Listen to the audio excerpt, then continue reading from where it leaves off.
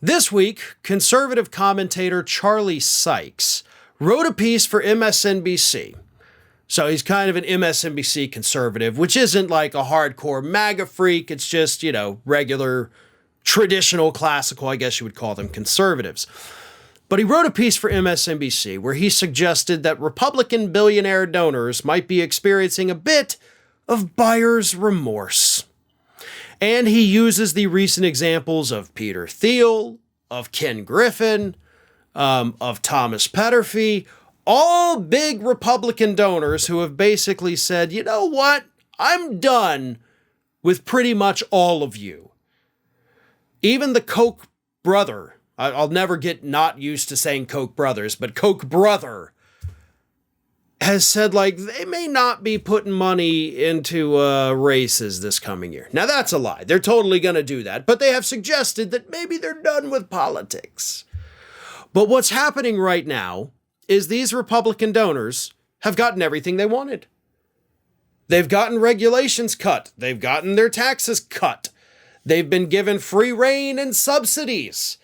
They've been given everything they could possibly want. That is what their money over the last few decades has bought them. I can do whatever I want because I've paid off everybody in DC. But now they're starting to see the other side of that. And the other side of it, of course, is terrifying.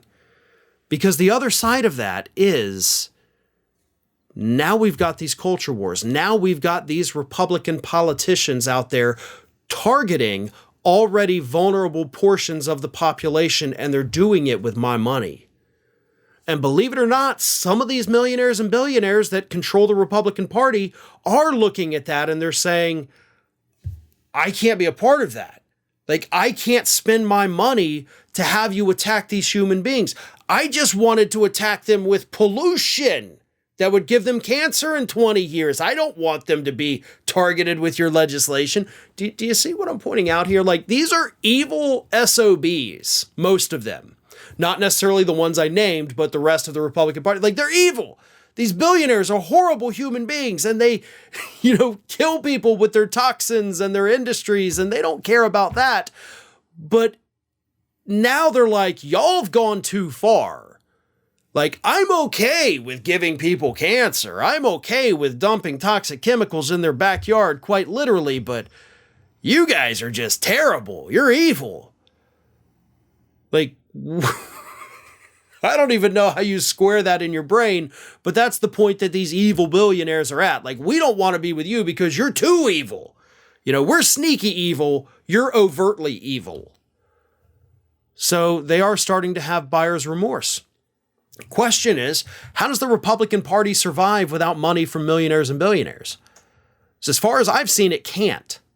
It absolutely cannot and will not survive if it does not have the money from those millionaires and billionaires. Majority of people in this country, believe it or not, when they're polled on the issues, are very progressive.